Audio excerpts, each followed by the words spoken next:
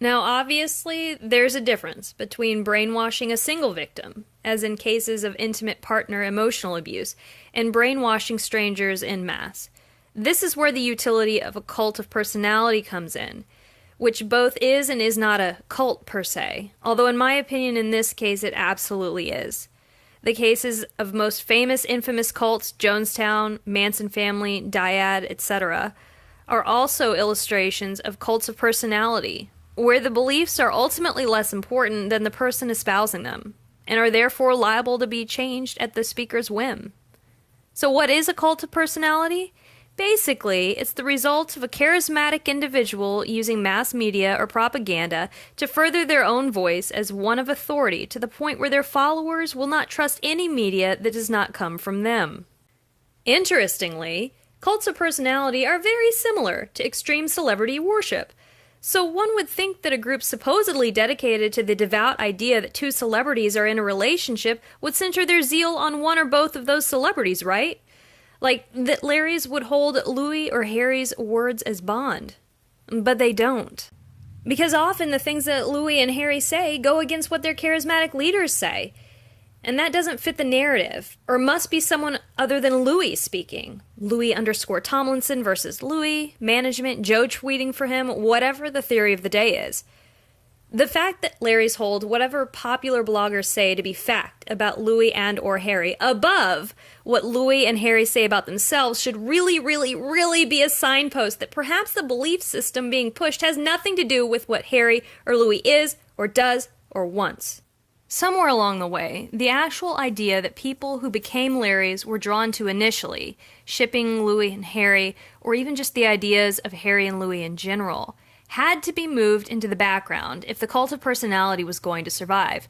For the power that had been bestowed on these bloggers because of their charisma to supersede the actual facts and words being spoken by Harry and Louis and their bandmates and families and friends, the objects of authority that Larry's listened to had to shift from Larry to the big Larry bloggers.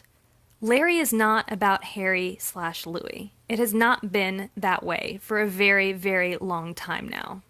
Instead, it's about the maintenance of power between a small, select, interwoven, and cooperative group of bloggers, who have somehow managed to wrest authority over a large base of diverse people by having more charisma in a text-based platform, Tumblr plus minus Twitter, than two boys literally famous for having charisma.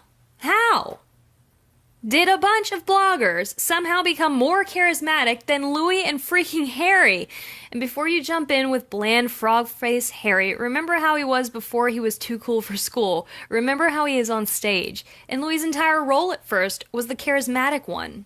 So, well, okay. Because charisma, insofar as inspiring people to follow you, is not the same as charisma like two very good boy banders on stage or whatever. Instead, it's more like a constant onslaught of the ideas expressed in some of the brainwashing techniques, coupled with reinforcing behaviors either on the part of the predator, the prey, or interaction between the two. Cults will also use the following techniques to manipulate that are not necessarily used in the brainwashing techniques described above. Deceit. Double agendas. The victim thinks they're getting one thing, but the reality is they are getting something else. Love bombing. Showering of new members with love and affection to make them feel special. Childish games to cause age regression and encourage obedience. No questions or criticism of the leadership is allowed. New members are usually accompanied by more experienced members and are not given alone time to think. Cults encourage financial commitment as a way to encourage psychological commitment. Loaded language. Complex ideas are condensed into short sound bites, which means the members think less. Chanting, singing, dancing, body therapies all reduce critical thinking.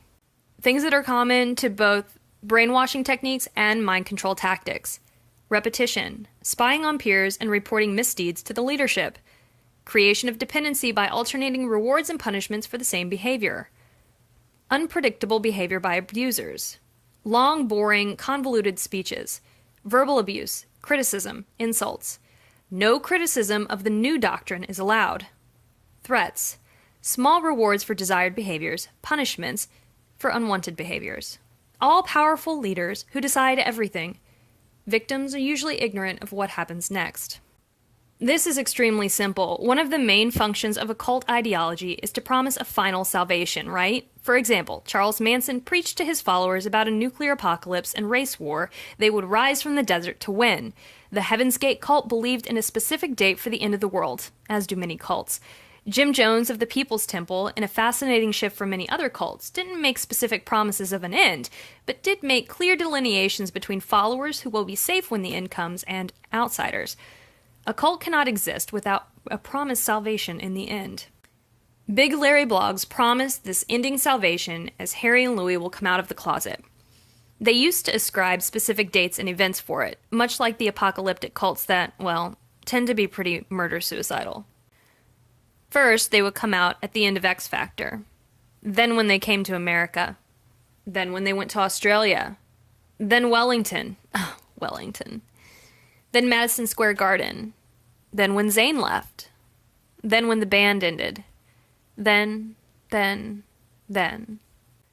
These cult ideologies always shift their goalposts when their preaching is disproven. When the members of a cult all wake up the day after a prophetic apocalypse, their leaders are already in the temple with a new reading of the stars to prove a reason why the promised end is still going to come just later. It will always be later, because that promised ending is never going to come. And yet, the idea that it might is what keeps people in a cult. It's what makes them shell out for the next OT level or move to Guyana or help Anne Hamilton Byrne illegally kidnap another child. The leaders of these cults absolutely need their followers to keep giving them power, whether financial, political, legal, or social, as in the case of most Larrys, because they have nothing except for that ill-gained power. Even if, in theory, somehow, either Harry or Louis did come out someday as non-heterosexual, the Big Larry bloggers would find a way to keep their followers in their thrall, waiting for more. The goalpost would become Simon is jailed for some random thing, or Sony releases every document about One Direction to the public, or every woman connected to either man ever formally and publicly apologizes, or something. The power of the cult leaders relies on salvation never coming, so, often, they create a belief system based on something they know will never happen. The exception to this is arguably when the cult leaders themselves are mentally ill or have a traumatic brain injury and thus do have a true delusional belief, as has been hypothesized about T and Doe of Heaven's Gate. That's why they rely on secrecy and inner circles and crumbs of information. As Leah Remini said to Scientology, if your religion really is good and helpful and will save the world, then why don't you tell people about it?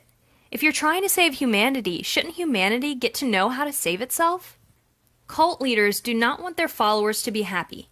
Ever. If they are mentally and emotionally safe, satisfied, and in a state of understanding, they will not have a need for the cult leader. The fact that some adult Tumblr users are intentionally harming and emotionally abusing younger and or more vulnerable bloggers to maintain a veneer of social power is abhorrent. Creating and doggedly maintaining a social system that intentionally foments bullying to ensure that no one feels safe, satisfied, or secure with their peer group is evil. Part of why I'm bothering to post about this, after not having been active in One Direction fandom in a very long time, is that I see Larry's tactics spreading into other fandoms as they quietly change blog names or set up side blogs for a new interest, aka a new target group of victims. Their insidious tactics for brainwashing, manipulation, abuse, and bullying have changed the face of fandom, even though Tin Hatters have always existed and always been loud, aggressive, and territorial. The structure of Tumblr as a social media site allows for a kind of open windows insularity that really serves people who want to take advantage of others because it is so easy and natural on Tumblr to create a cyclical blog chain where ideas are never challenged and everyone knows everyone else, so people can be vouched for without even saying a word. Watching as Larry's hyper-focus on toys and dolls leach into Star Wars fandom, for example, and their ways of wording refutations against outsiders become de rigueur Tumblr parlance, trust the marketing / don't trust the marketing, antis, shipping as activism, false claims of real-world or academic expertise in whatever field would be necessary to back up a made-up piece of shipping evidence, is super upsetting. Do I think every manipulator on Tumblr comes from a Larry background? No, of course not. But I know for a fact that some do, and it's extremely visible. Just because there is a natural difference in power dynamics in fandom as a space with very few straight white men to talk over and subsume everyone else's identities does not mean it has to be filled, okay? Just because you can see a power vacuum somewhere does not mean you have to jump in to fill it. Fandom is a better experience for everyone when there's a general sense of even balance, although that almost never happens because, well, alas, people. The other reason I wanted to post about this is that I have felt guilty since early 2012 for my role in accidentally, truly, not on purpose, setting some of the groundwork for Larry ideology. A few of the big Larry bloggers in 2014-2015 cited some of my Larry fics, or since deleted, I think, headcanons, as inspirations to look into whatever theory. And that was never what I wanted. Absolutely nothing about any of my fics should be taken as something realistic or believable or even anything I ever believed in. It's fan fiction. I made it up. Everything about Harry and Louis has always been made up. And it used to be the most wonderful pretend, didn't it? It was the ship of dreams, but it never existed.